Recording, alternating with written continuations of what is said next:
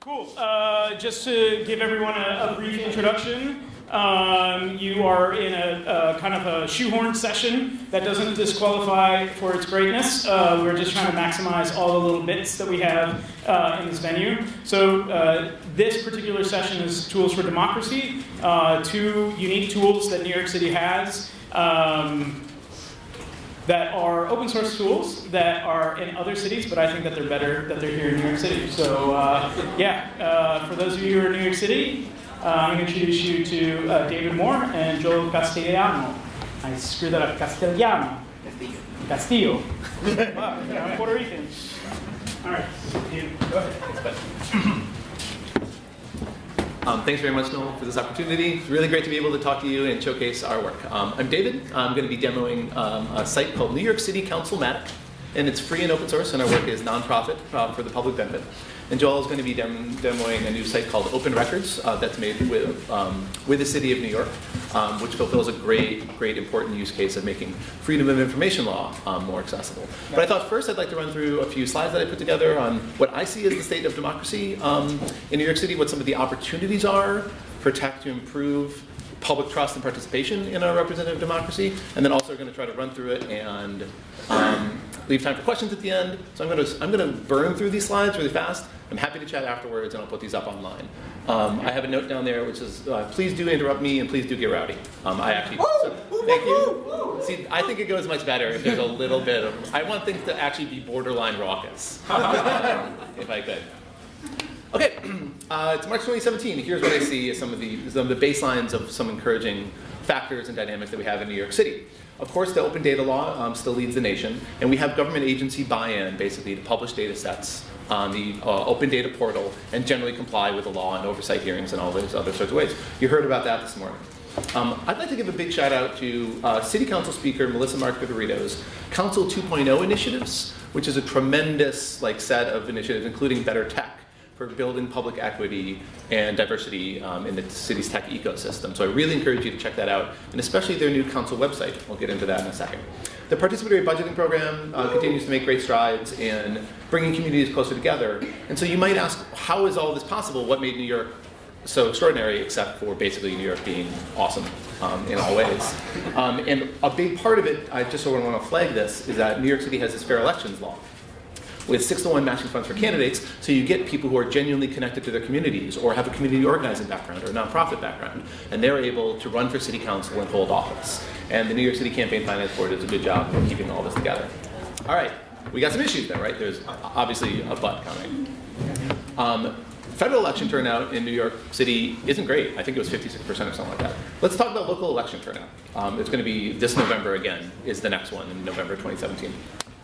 I sort of ballparked it at about 15% because a lot of city council districts represent about 160,000 people, and there might only be 15,000 votes cast in a Democratic primary, which means that the winner of a primary might win with 3,000, 5,000, 6,000 votes in a single council district. There's closed primary system that depresses turnout. The city has these deep, but they're legacy systems for community feedback. Groups like community boards are not really online in responsive and modern ways.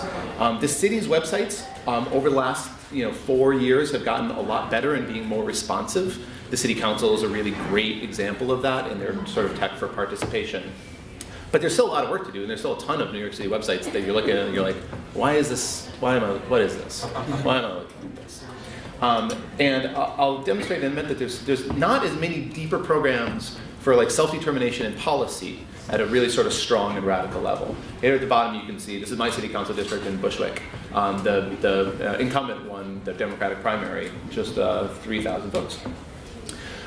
Why is this important? This is the most recent Quinnipiac poll of New York State and city issues.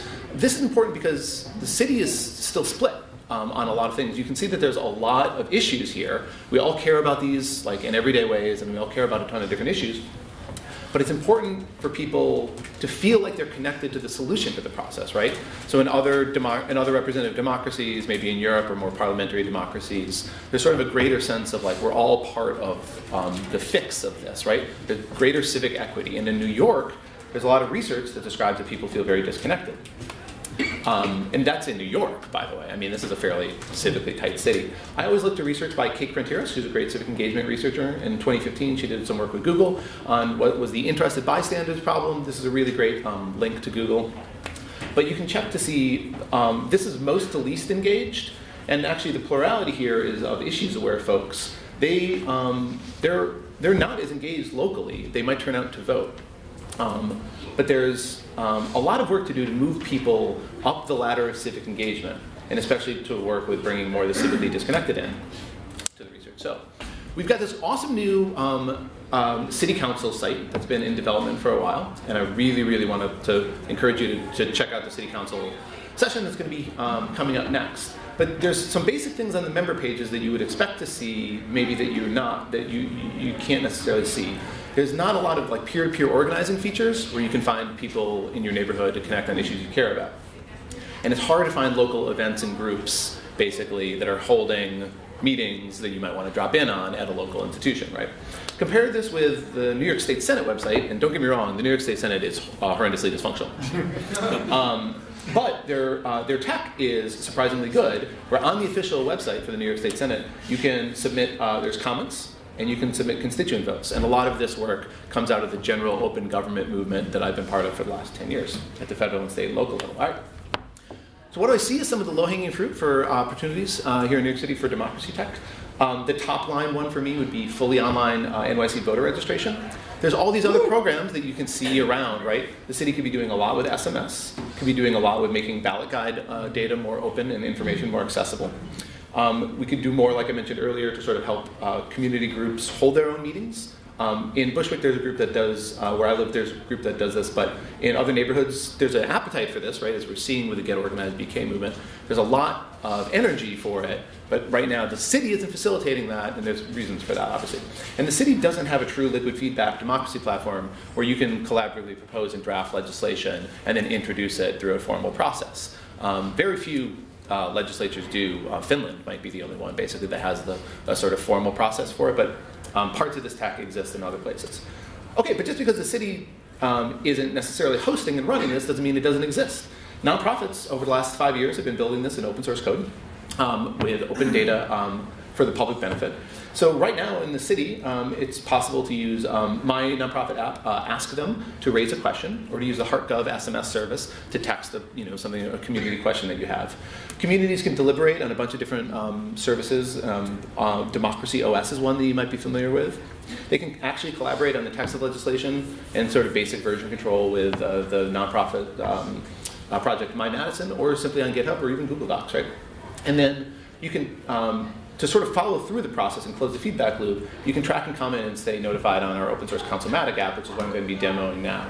But I think the key to all of this, right, is that community groups have to work in a really collaborative fashion with our local city elected officials to change the political risk calculus, because more channels for participation is more channels for NIMBYism, complaints, right? We need to understand that it's going to be like a back and forth, a slow process of building civic equity. And if we develop these pathways for feedback, we'll have greater trust and participation, we believe, in our representative democracy. So I'll throw this slide with our contact info back up at the end, but now I'm going to run to a quick demo of New York City Councilmatic. It's a 1.5 years old, and it works great on your mobile phones, so check it out. Again, free and open source for the public benefit. We're the only open data app for tracking every legislative item in the New York City Council. So the goal is to make it easier to track and understand what's happening in the city council. Even people who are more politically engaged might not necessarily know who their city council member is, or what the city does versus a city agency versus what the county does versus what the state government does, et cetera, et cetera. So we have explainers that make it easier to connect and share information with the issues that you care about. So from the homepage, for example, we have a big friendly search bar up top, but instead I'm going to jump to show our featured legislation. This is a bill regarding civil rights of veterans that's currently live in the council. And so on the bill page, you can see its official information, and you can read the full text. What's unique about Councilmatic is that we are hosting these public discussions with community groups and neighborhood groups. So this is the New York City Veterans Alliance. They're a current discussion partner, and these are comments about how this legislation would affect their lives. On New York City Councilmatic, you can find out who represents you in City Council. So we use the open data from the city's portal to an address lookup service and you can jump in and see, enter your address to see who represents you. On the council members page, you see her official information, what committee she's part of. On a committee page, I'm just jumping in randomly here, you can see what their recent legislative activity is and other members of it. I'm really proud of, so this is really cool. You can see a view of what's coming up in City Council, and you can actually click ahead to see what's on the agenda, so you can submit your comments in advance, and this helps people participate who can't be there necessarily. So we have really advanced search with a lot of unique filters that make it possible to find more of what you're looking for, and especially what I want to demo is that totally free of charge, you can sign up for a free account. So for any legislative item, you really care about this one. This is a DOE important application. You click on subscribe, and it gets added to you, after your quick sign up process, it gets added to your page of alerts. This is my actual page of alerts. This is not some sort of mock-up or staging site. I can't stress this enough that this is a live demo. We launched these features last month. Sign up to track your council member, an issue you care about, a committee that you're following, or specific legislation. And what's really unique about our nonprofit app is that you can search for custom terms like civic engagement, or my neighborhood name, Bushwick. So no other app offers this ability to track everything that happens in the city council, and it comes to you in a daily digest email. So we run our scrapers, and then around 4 a.m. we send out an update. So when you wake up in the morning, you have coffee and you listen to Brian Lehrer, you can see what's going on, or whatever, Hot 97, Power 105 is good too. What is it? Is that your key user persona? Yeah, well, I mean, it's me. Right? I'm working on empathy, right? Of being able to get. See, at least Matt is able to take me up on this interrupting me. Because I've been jabbering and doing a bunch. Is there data you can't scrape? What's that? Is there other data that you can't scrape? We are scraping the city's legislative website, yes, and so we have a good relationship basically with that process, but we're scraping it and standardizing it and using it to display on this website. What other data do you want? Oh. What other data? So good question. From the city council, you mean, or from the city itself? Okay, my initial answer to that would be that I think that city contracting data could be more open, and I believe that that's sort of atop a lot of priority lists for good government watchdogs. And in more detail, there's also information about city council members' participation in various official events and things like that. That's sort of basic to sort of keep tabs on what your council member is doing and things like that.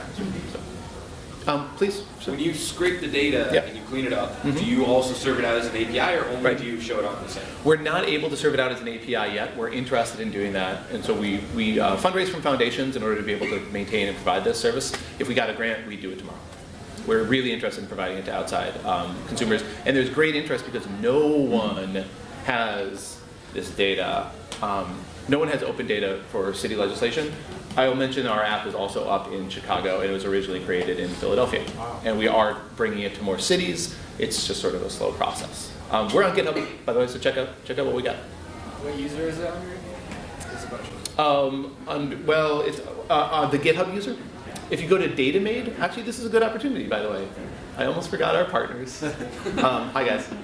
You're the greatest. DataMade is a civic technology company in Chicago. They do the Chicago version. They run the Chicago. They help coordinate the Chicago Hack Night, and they run our open data and open source code. So the GitHub user to check under it would be DataMade. Do you guys have like a chat room or a Slack or IRC? Yep. There's a Slack for a project called Open Civic Data, which is the standard that we've been developing for the last 8 years to make legislative data more accessible at a variety of levels. Also, I don't want to cut into Joel's time, so let me get one more question. Sure, I'll be quick. So you mentioned the State Centre earlier, which has a fantastic API. Yeah. Have you asked the City Council about creating the food all for us? Yes, and there's general interest. The City Council is super responsive. In fact, we'll talk to some of them later at the next session. They're super responsive and are generally interested in making this available to the public. And I think it's in the works. So it's all a good, encouraging sort of flow. And in part, we build these resources sort of as civic hackers in order to show that there's demand, right? And that people are actually using our alerts and commenting on bills and sharing information and want to get involved in the city council, so in the city process. Okay, I think that's about my time, but I'm happy to chat more. Joel. Woo!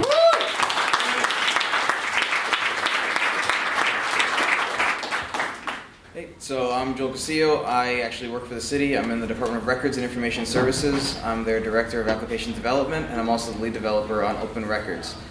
So this was originally taken from a Code for America project where they built Record Track, an open source tool for filing FOIL requests to the city of Oakland. We decided to take it and make it better for the city of New York. We recently finished rewriting about 95% of the code for this to be able to scale it out so that every city agency could be onboarded by the end of this year. So the actual production site is here. I don't want to be submitting FOIL requests to city agencies and then have them call me on Monday morning and start complaining that I'm wasting their time. But the goal of this is to make it easy to submit a FOIL request to a city agency. Right now, every city agency is required to put their FOIL officer's information on their website. Generally, it's hidden somewhere in the contact section or the about page, which isn't really transparent. So this lets you actually submit a FOIL request to any agency, even if they're not using our platform to manage FOIL requests as well. Doesn't matter who you choose, it will get to their FOIL officer. Just to highlight some information, we have some basic reporting, and if I can get the report page to come up. But it, production issue, sorry. The reports page essentially shows you how many requests have come in. This is our test site that we set up. We had a hackathon last weekend to improve the usability of this site, so we're working on implementing some stuff, which I'll talk about in a second. But it shows you how many requests have come in for each agency and the city as a whole, and how many requests we've actually closed out. It's not a lot of data yet. We're working with the mayor's office to actually put more data in this reports page and also put more data on the open data portal. We do have regular updates, automatic updates to the open data portal, so great. But now we want to give you guys more data for that. If you want to submit a request, there's one simple form. As you know, there's a lot of agencies in the city. We're working on making it even easier to figure out which agency you should be submitting your request to. For now, we use the categories on nyc.gov to actually split out which agencies handle general categories. So if we go to business, we'll see that there's a much smaller list here. Let's see if I can submit a request for you guys. So, let's say Department of Records. So every request has two parts to it on our site. There's a title, which is automatically made public. That's going to be what you want everybody to see about the request you're making. So in this case, I'm going to ask for the retention schedules, which is something the Department of Records has. It's what records each agency is supposed to actually hold and how long they're supposed to hold it. Retention schedules for the Department of Buildings. And then I'd say I want the latest, some kind of description of specifically what I'm looking for, because the retention schedules are updated on a regular basis. So,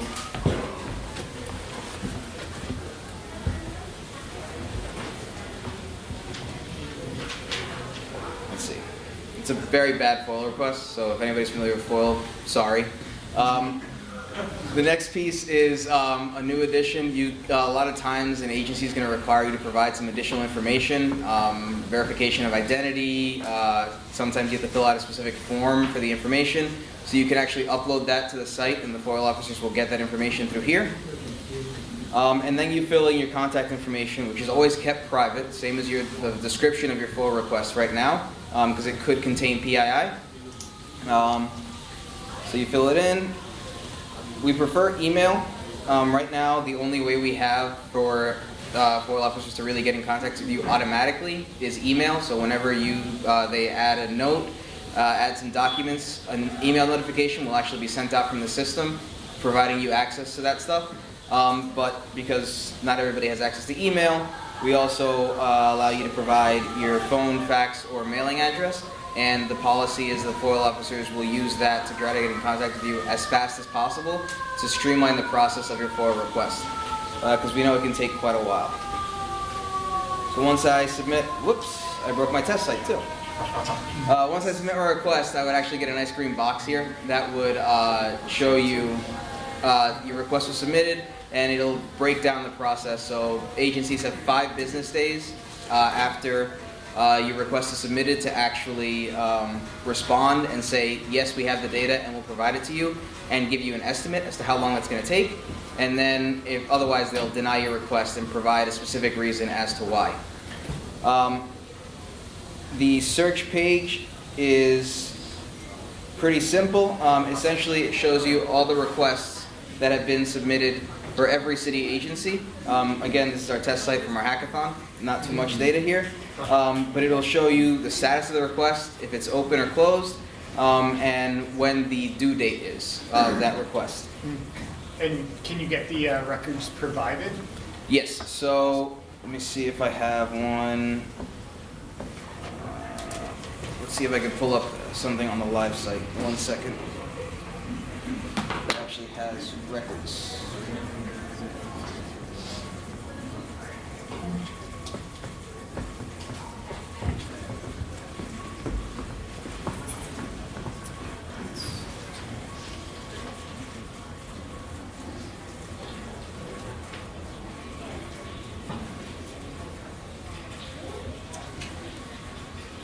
Go to Office of the Mayor and look for closed requests. Let's see. So this one doesn't have any files attached to it, but any responses that an agency actually adds to a request will show up in the responses section in reverse chronological order. I'm trying to remember what the ID is of one that has some attachments, but it's always available on the site.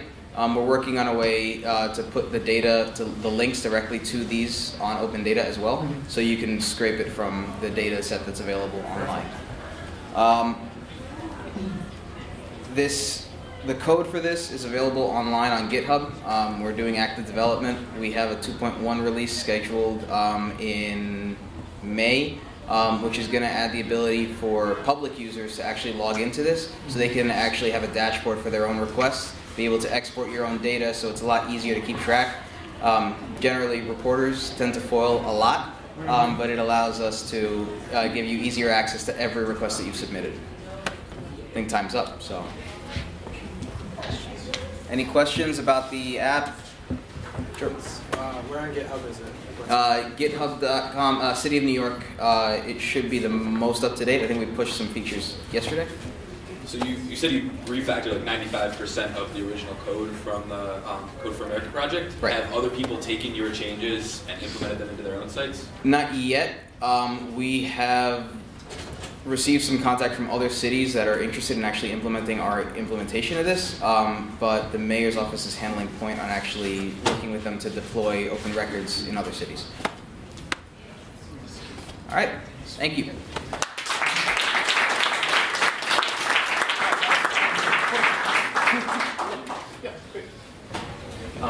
Cool.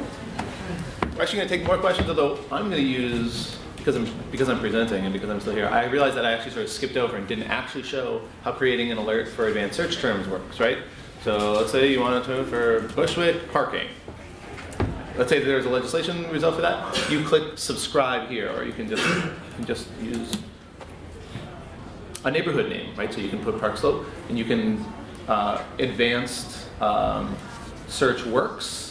So if you want to find all the resolutions that have been approved that have this, you can create an advanced search for that. And so your custom search terms, right? Advanced search or simple keyword search will show up when that's in the text of legislation that's had an official action. So no other app offers this service, and I really hope you sign up for it. It's totally free, and it'd be a big help if you would all sign up for a free account at nyc.consumatic.org and share it with some of your friends, because that's how we spread the word about our tiny nonprofit project. So, more questions, please. Please. You described the Open Civic Data Standard. Yeah. Can you describe what that is and what? Sure. Sure. It's a community-based standard that came out of work that the Open Government, like a community, has been doing at the federal and state levels. Right. We're going to put up a new homepage for it Right now, the homepage at opencivicdata.org is the documentation, but it describes the different kinds of objects in a government and makes this information more interoperable, basically. So it describes people and their roles, entities such as committees or legislative bodies. So it's kind of it's an active working group. We're still sort of hacking away at the standard, and it integrates with some other standards. But the goal then, right, is to make all this stuff work so that in New York City can compare information with Seattle and with Houston, right? So that our environmental impact studies can converse with theirs, and all of a sudden we can build up to this networked policymaking that I think is going to really raise the bar generally on outcomes and public trust in the process. Because you're like, oh well, here's what Seattle did around this homelessness problem or something like that. Basically, you can grab the text, bring it in, and advocate for that specific policy change. Stick around though. I mean, could be wrong. Please.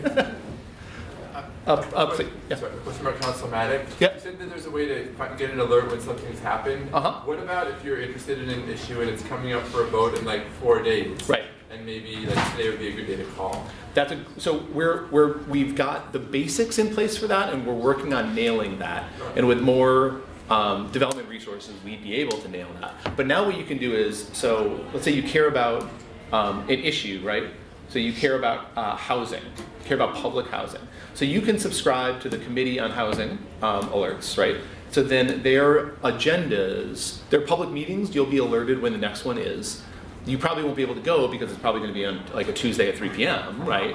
But you'll be able to see what's on the agenda, and then we're working on surfacing the specific the bills, and then being able to determine through a variety of data and editorial processes what's significant, so that we can finally get to the point where if you care about the environment and the plastic bag bill in New York City, right, the one that was horrifically overturned by the New York State legislature.